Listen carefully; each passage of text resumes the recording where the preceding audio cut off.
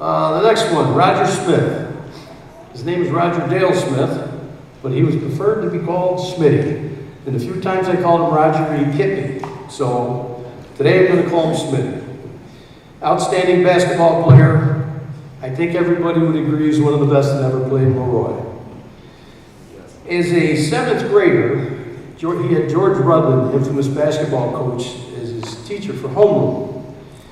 And Rudland was trying to build a program, and he'd spend some time over in the elementary school. He'd Smitty warm up and play, and he realized that, you know, he was a guy that he didn't have to bend over to tie his shoes because his arms were long and he was athletic. So George came up to him and said, you know what, Roger, you could be a real good player if you could learn to play with both hands. So, you know, 7th grade, the head coach is there, you go, oh, okay, what do you do? And he told him he needed to join the 1,000 Club. The 1,000 Club was you had to make 1,000 layups in a row with your right hand, and 1,000 layups in a row with your left hand. If you missed on the 5th one, you started at 0 again. If you missed at 250, you had to go back to 0 again. Well, Schmitty's kind of a bullhead in those days, and he kept trying and trying and trying to do that. And guess what? He became unbelievably good with either hand. And he gave George Rudman credit for it. He never made a 1,000 Club. Nobody ever did. George made that up just to screw around with all of us. He'd play at the tennis courts. He'd play all over the place. And as a sophomore, he moved up to varsity for 3 years. Excuse me, before playing his first year, in the JV team, they went 11-3. He was in the top scorer and rebounder. He played JV football, and people don't know this about Smitty. He played JV football for 2 years. I guarantee you he'd have been a starting linebacker at end and was just one tough son of a gun. Midway through his sophomore year, unfortunately, he tore up his knee, which required him to never play football again. Kind of by his choice, but it really hurt him. Injury hampered his sophomore year in basketball. Team went 10-8. Roger recovered really well, wore a knee brace for the rest of his career, spent a lot of time at the courts and out at his barn at his house, and developed into the skills necessary to become a star. 6'1", long arms, like I said, be able to play inside, shoot from anywhere, and tip in every basket that I missed. In his by the way, that was a lie. 1965 junior years, he shined. The LeRoy Christmas tournament, he scored 20 and 23 points to be Avon and Warsaw, respectively. The varsity went 15-4 for the season under Ray Jamelkowski. Roger averaged 22 points per game, no 3-shot rule in those days, winning the first team All-Genesee County. His senior season was more of the same. He was 3rd leading scorer in the league, averaged 19.1 points per game, as this time he was coached by Tuffy Longing. We had 4 coaches in a row for 4 years. Don't know why. Went 14-4. The highlights of the senior season were defeating Batavia High twice, defeating the 11-0 Oakfield team, 67-51. They had beat us earlier in the season, and we beat them. Roger once again collected all Genesee County honors in his outstanding final high school season.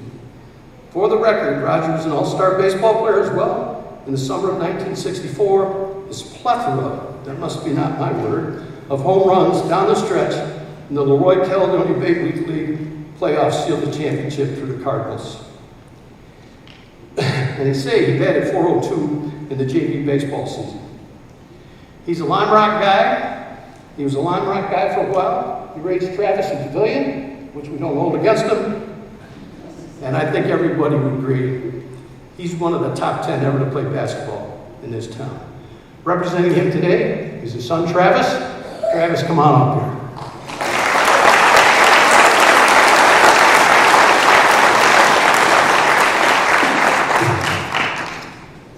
Thank you.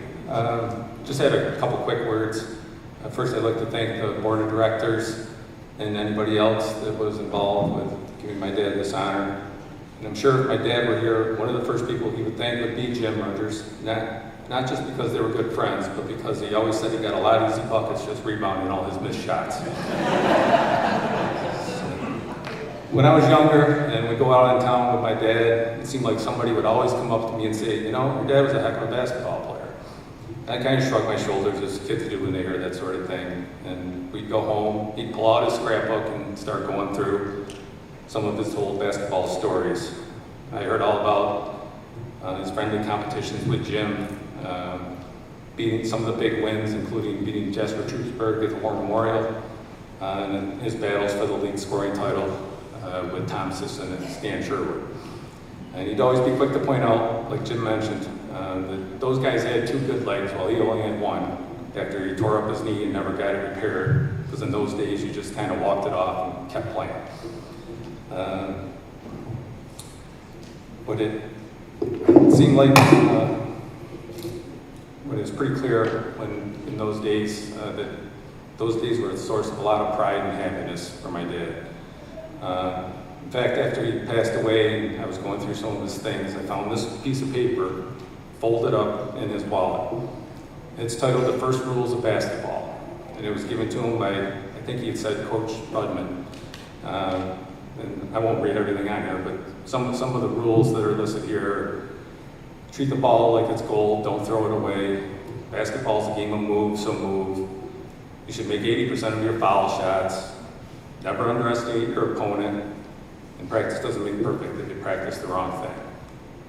I think the fact that my dad carried this with him throughout his whole life shows just how important those high school basketball days were to him, and how proud he'd be of receiving this honor today. And with this induction, I think it's pretty clear that all those people over the years that told me my dad was a pretty good basketball player were right. Thank you.